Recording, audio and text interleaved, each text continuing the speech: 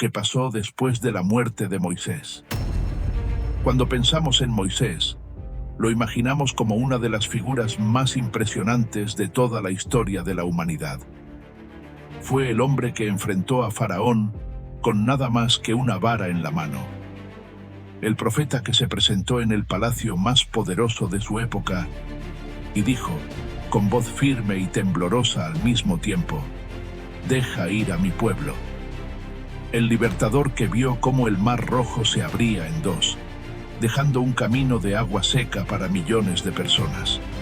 El siervo que subió al monte Sinaí y descendió con tablas de piedra escritas por el mismo dedo de Dios. Su vida está llena de milagros, confrontaciones, señales sobrenaturales y momentos de gloria divina. Pero hay un detalle inquietante en su historia: lo que sucedió después de su muerte. Este capítulo final de Moisés no es menos misterioso que su vida.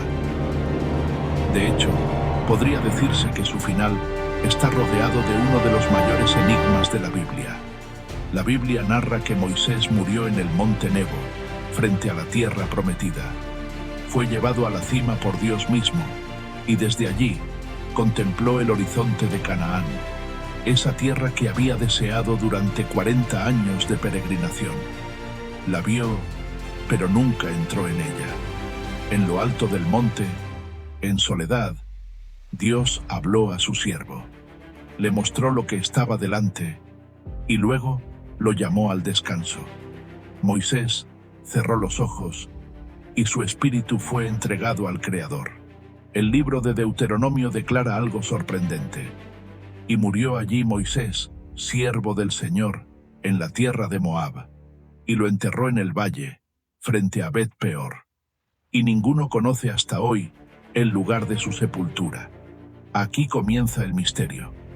¿Quién enterró a Moisés? La respuesta es única en toda la Escritura: Dios mismo. El Creador bajó del cielo para sepultar a su profeta. ¿Por qué tanto secreto? Podemos preguntarnos, ¿por qué Dios ocultó el lugar de la tumba de Moisés? La explicación más sencilla es que Israel, un pueblo inclinado a la idolatría, habría convertido la tumba en un santuario, en un objeto de veneración. Pero esa respuesta, aunque lógica, no es suficiente. El Nuevo Testamento, en la carta de Judas, nos revela un detalle impactante. Hubo una disputa entre el arcángel Miguel y Satanás por el cuerpo de Moisés. Detente a pensar en eso. Un enfrentamiento celestial, un choque entre luz y tinieblas, entre el príncipe de los ejércitos del Señor y el acusador de las almas, por un cuerpo. ¿Por qué Satanás quería el cuerpo de Moisés? Los comentaristas bíblicos han sugerido varias teorías. Para corromperlo y sembrar idolatría, Satanás pudo haber querido usar el cuerpo para engañar a Israel. Un cuerpo incorrupto, milagroso, podría haberse convertido en objeto de culto. Para desacreditar el plan de Dios. Si Moisés permanecía muerto, el plan de Dios de mostrar su gloria en él no se cumpliría, porque Satanás sabía que Moisés volvería a aparecer. Este es quizá el punto más perturbador. El enemigo sabía que Moisés tenía un papel futuro y trató de impedirlo desde el principio.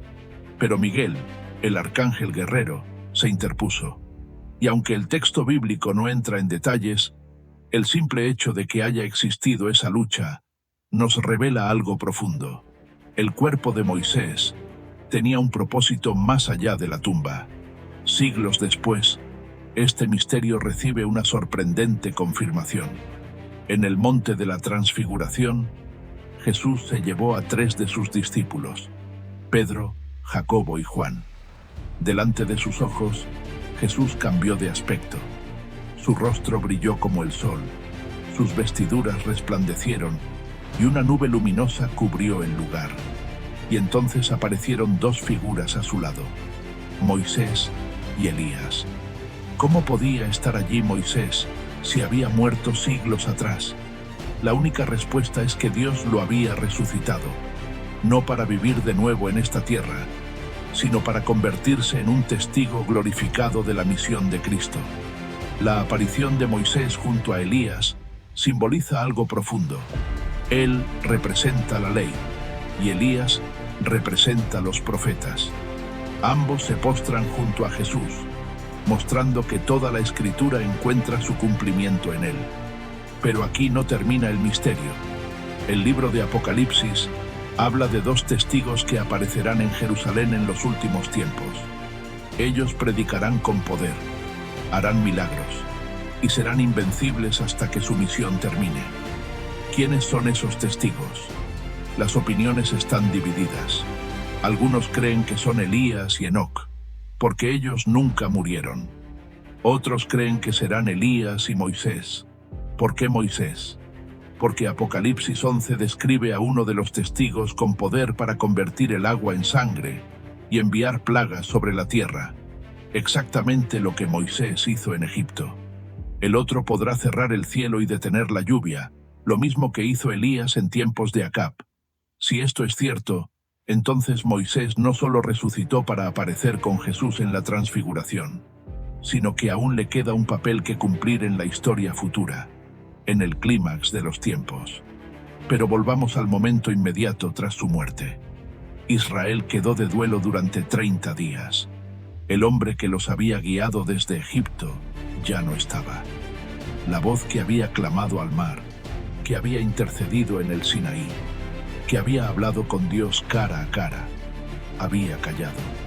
El pueblo quedó huérfano de su líder, y en ese vacío, Josué recibió la misión de continuar la obra. Josué, discípulo de Moisés, recibió de Dios la misma promesa. Como estuve con Moisés, estaré contigo. No te dejaré ni te desampararé. El traspaso fue claro. El poder no estaba en Moisés, sino en Dios. El mismo Dios que abrió el mar, abrió también el río Jordán, cuando Josué lo cruzó con el arca de la alianza. Era un recordatorio poderoso. Los hombres mueren, pero la presencia de Dios permanece. Pero, ¿qué significa todo esto para nosotros? Moisés no es solo un personaje histórico. Él es un símbolo viviente del plan divino. Representa la ley, que muestra al hombre su pecado pero no lo lleva a la tierra prometida. Representa la intercesión, porque él rogó una y otra vez por el pueblo rebelde. Representa al siervo, que aunque no alcanzó Canaán, señaló hacia alguien mayor, Jesús, el verdadero libertador. La muerte de Moisés en el monte Nebo no fue un fracaso, fue una lección para todo Israel. La salvación no depende del hombre más grande ni del líder más sabio, sino de Dios mismo. El final de Moisés también nos habla hoy. Nos recuerda que, aunque los líderes pasan, Dios permanece. Que aunque la muerte llegue, el poder de la resurrección es real. Y que aunque el enemigo intente robar, corromper o desviar los planes de Dios, siempre será derrotado. El cuerpo de Moisés fue escondido, pero su misión fue revelada siglos después. Su vida terminó en Nebo, pero su historia sigue en pie hasta el Apocalipsis. Moisés no es solo un personaje del pasado, es un testigo del presente y del futuro.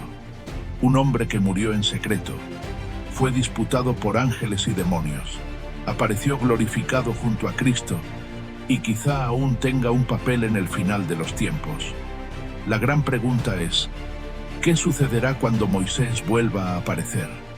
¿Será uno de los dos testigos del Apocalipsis? ¿Volverá a levantar su voz en Jerusalén como profeta de los últimos tiempos? ¿O su misión ya se cumplió y solo nos queda esperar el regreso de Cristo? No lo sabemos.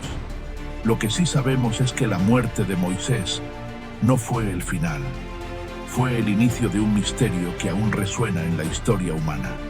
Y cuando ese misterio se revele, el mundo no volverá a ser el mismo.